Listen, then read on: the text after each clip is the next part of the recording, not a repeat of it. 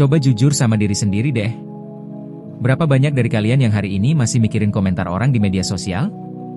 Masih insecure gara-gara story teman yang liburan ke luar negeri? Masih maksa diri buat selalu positif, padahal capek banget di dalam?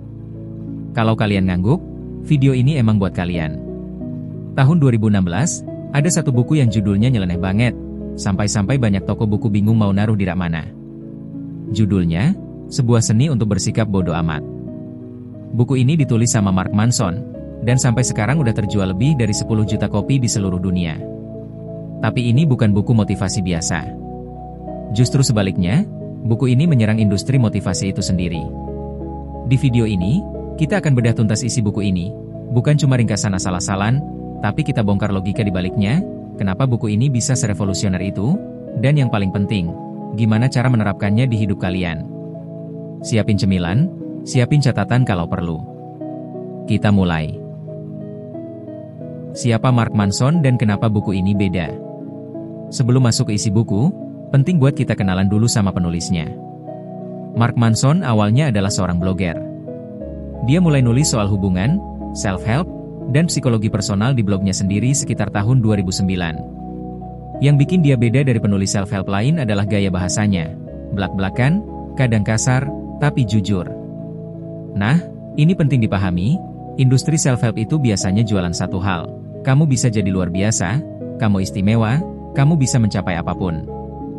Manson dengan berani bilang, itu omong kosong. Dia berargumen bahwa budaya kita udah kebanjiran pesan-pesan seperti itu. Dari iklan, media sosial, buku motivasi, sampai akhirnya orang-orang malah makin gak bahagia. Kenapa? Karena mereka terus-menerus dibombardir sama standar yang bilang, kamu harus luar biasa. Padahal kenyataannya, rata-rata itu normal. Gak semua orang bisa jadi CEO, atlet olimpiade, atau influencer dengan jutaan followers. Jadi alih-alih bilang, kamu istimewa, Manson justru bilang, kamu itu biasa aja. Dan gak apa-apa. Ini yang bikin buku ini terasa beda sejak halaman pertama. Bukan pelukan hangat, tapi tamparan realita. Oke, sekarang kita masuk ke pembahasan utama. Saya akan bagi jadi 7 poin besar dari buku ini. Poin 1, judul buku ini sering disalahpahami. Ini yang paling sering salah dipahami orang. Banyak yang mikir buku ini ngajarin buat jadi apatis, cuek sama segalanya, gak peduli sama apapun. Padahal, itu salah total.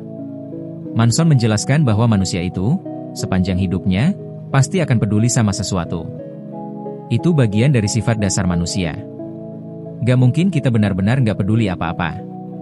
Bahkan orang yang bilang, gue bodoh amat sama segalanya, itu sendiri adalah bentuk kepedulian, yaitu peduli buat kelihatan cuek.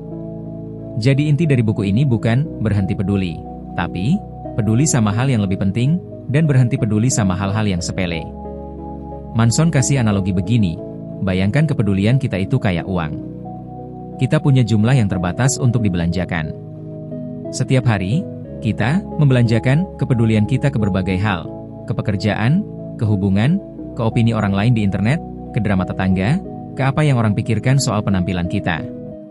Masalahnya, kebanyakan orang membelanjakan kepedulian mereka secara sembarangan. Peduli banget sama hal-hal kecil dan gak penting, kayak jumlah likes di Instagram, sambil mengabaikan hal-hal yang benar-benar berdampak ke hidup mereka, kayak kesehatan mental, hubungan yang bermakna, atau tujuan hidup jangka panjang. Jadi, bersikap bodo amat dalam buku ini artinya, jadi selektif. Sadar penuh soal apa yang layak dapat energi dan perhatian kita, dan berani bilang, saya nggak peduli ke hal-hal yang sebenarnya nggak penting-penting amat. Ini soal prioritas, bukan soal apatis. Poin 2, kritik terhadap budaya selalu positif. Bagian ini salah satu yang paling provokatif dari buku ini. Manson menyerang apa yang dia sebut sebagai the feedback loop from hell, lingkaran setan dari budaya berpikir positif yang berlebihan. Coba bayangkan begini, kalian lagi merasa cemas soal sesuatu. Terus kalian ngerasa, aduh, saya nggak boleh cemas, saya harus positif. Nah, sekarang kalian bukan cuma cemas, kalian jadi cemas karena cemas. Kalian ngerasa gagal karena nggak bisa selalu bahagia. Ini yang Manson maksud dengan lingkaran setan itu. Semakin kita maksa diri buat selalu merasa baik, semakin kita ngerasa nggak cukup baik, karena kita jadi terus-menerus mengukur diri dari standar kebahagiaan sempurna yang sebenarnya nggak realistis. Dia membandingkan ini dengan cara masyarakat modern, terutama lewat media sosial, menjual citra kesempurnaan. Orang pamer liburan, pamer pencapaian, pamer hubungan yang sempurna.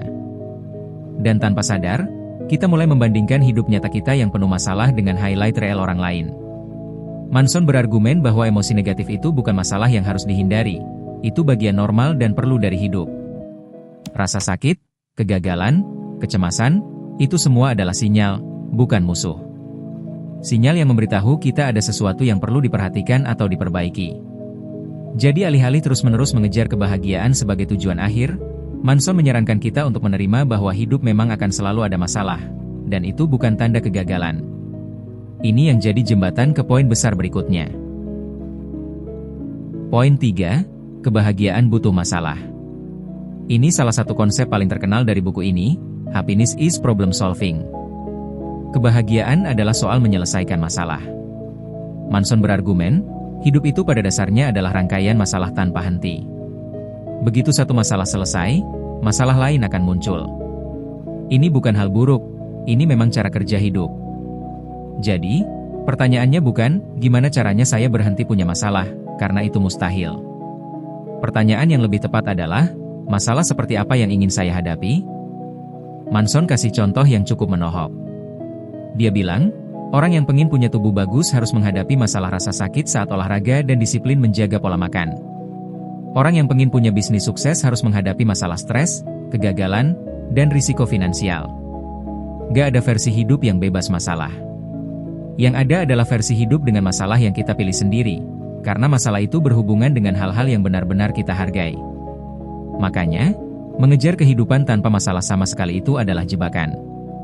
Yang perlu kita cari bukan hidup tanpa masalah, tapi masalah yang baik, masalah yang, ketika kita hadapi, justru bikin hidup kita punya makna.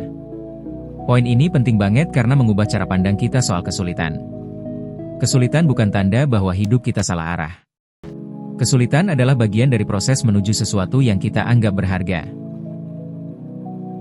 Poin 4, tanggung jawab versus kesalahan. Ini bagian yang menurut saya paling penting dari seluruh buku ini, dan sering jadi bahan diskusi paling panas. Manson membedakan dua hal yang sering dicampur adukan, kesalahan, fault, dan tanggung jawab, responsibility. Kesalahan adalah soal siapa yang menyebabkan suatu masalah. Tanggung jawab adalah soal siapa yang harus merespons masalah itu. Contohnya begini, kalau kamu dikhianati temanmu, itu bukan salahmu. Kesalahan ada di pihak yang mengkhianati. Tapi, bagaimana kamu merespons pengkhianatan itu? Apakah kamu terus terpuruk, atau bangkit dan belajar? Itu sepenuhnya tanggung jawabmu. Banyak orang, kata Manson, terjebak dalam pola pikir, saya korban keadaan. Mereka menyalahkan orang tua, mantan, masa lalu, sistem, keadaan ekonomi. Dan memang, kadang hal-hal itu benar-benar bukan salah mereka. Tapi masalahnya, kalau kita terus-menerus melempar tanggung jawab ke pihak luar, kita kehilangan kendali atas hidup kita sendiri. Manson bilang, mengambil tanggung jawab atas respons kita, bahkan atas hal-hal yang bukan salah kita, adalah satu-satunya cara untuk benar-benar punya kendali atas hidup. Ini bukan soal menyalahkan diri sendiri atas segala hal buruk yang terjadi. Ini soal sadar bahwa kamu adalah orang yang paling punya kuasa untuk menentukan langkah selanjutnya, siapapun yang menyebabkan masalah itu di awal. Poin 5, nilai-nilai yang baik versus buruk. Manson menghabiskan cukup banyak halaman membahas soal nilai, value, hal-hal yang kita anggap penting dan jadi dasar keputusan kita. Dia menjelaskan bahwa nggak semua nilai itu sama baiknya. Ada nilai-nilai yang cenderung membawa masalah, dan ada yang cenderung membawa kepuasan hidup jangka panjang. Contoh nilai yang buruk menurut Manson. 1. Kesenangan instan, mengejar rasa senang sesaat tanpa mikir dampak jangka panjang. 2. Kesuksesan materi berlebihan, mengukur nilai diri lewat uang dan barang. 3. Selalu benar, kebutuhan untuk menang di setiap argumen atau merasa superior. 4. Menjadi disukai semua orang, validasi sosial sebagai tujuan utama. Nilai-nilai ini bermasalah karena mereka berada di luar kendali kita sepenuhnya, atau hanya memberi kepuasan sesaat tanpa makna jangka panjang. Sebaliknya, nilai-nilai yang baik, menurut Manson, biasanya punya 3 ciri. 1. Berbasis realita, bukan hayalan atau ilusi. 2. Konstruktif secara sosial, bermanfaat bukan cuma buat diri sendiri, tapi juga orang lain. 3. Ada dalam kendali kita bisa benar-benar mengendalikannya, bukan bergantung pada faktor luar. Beberapa contoh nilai baik yang dia sebutkan: kejujuran, inovasi, kerendahan hati, kreativitas, dan berdiri teguh saat menghadapi kesulitan. Manson mengajak pembaca untuk secara sadar mengevaluasi ulang nilai-nilai apa yang selama ini mereka kejar. Karena, menurutnya, sumber dari banyak masalah emosional kita bukan karena kita gagal mencapai sesuatu, tapi karena kita mengejar hal yang salah sejak awal. Poin 6. Kepastian itu musuh pertumbuhan. Salah satu bab yang jarang dibahas orang, tapi menurut saya sangat kuat, adalah soal kepastian. Manson berargumen bahwa semakin kita yakin 100% terhadap sesuatu, keyakinan, identitas, pendapat, semakin kita tertutup terhadap kemungkinan bahwa kita salah, dan karena itu semakin sulit untuk berkembang. Dia mendorong pembaca untuk mempraktikkan sikap yang dia sebut, sedikit keraguan yang sehat, terhadap keyakinan diri sendiri. Bukan berarti nggak punya prinsip, tapi tetap terbuka pada kemungkinan bahwa pemahaman kita tentang dunia, dan tentang diri kita sendiri, itu selalu berkembang dan bisa berubah seiring waktu. Orang yang terlalu yakin dengan dirinya sendiri, kata Manson, cenderung berhenti belajar. Sementara orang yang mau mempertanyakan diri sendiri, justru punya ruang lebih besar untuk tumbuh. Poin 7. Kesadaran akan kematian. Di bab terakhir, Manson mengangkat topik yang jarang dibahas terbuka, kematian. Dia menceritakan sebuah kisah tentang seorang penyintas bom atom di Nagasaki, dan bagaimana pengalaman mendekati kematian mengubah cara orang tersebut memandang hidupnya secara total. Poin utamanya adalah, mengingat bahwa hidup kita terbatas dan suatu saat akan berakhir, justru bisa membantu kita melihat dengan jelas apa yang benar-benar penting, dan melepaskan hal-hal sepele yang selama ini terlalu kita pedulikan. Ini menutup buku dengan cara yang cukup kuat.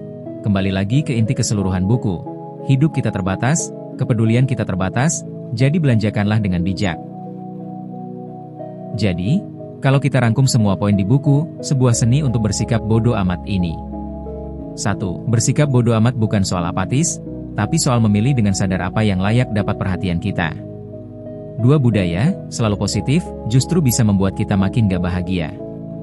3. Kebahagiaan datang dari menyelesaikan masalah, bukan dari hidup tanpa masalah. 4. Kita mungkin gak selalu bersalah atas apa yang terjadi, tapi kita selalu bertanggung jawab atas respons kita. 5. Penting untuk mengevaluasi ulang nilai-nilai yang kita kejar dalam hidup. 6. Sedikit keraguan terhadap diri sendiri itu sehat, dan mendorong pertumbuhan. 7. Kesadaran akan kematian bisa membantu kita fokus ke hal yang benar-benar berarti. Buku ini bukan tentang jadi cuek sama segalanya. Buku ini tentang berani memilih, dengan sadar dan jujur, apa yang benar-benar layak untuk kita perjuangkan, dan berani melepaskan sisanya. Kalau kalian merasa video ini bermanfaat, tulis di kolom komentar, poin mana yang paling nampol buat kalian? Saya bakal baca satu-satu.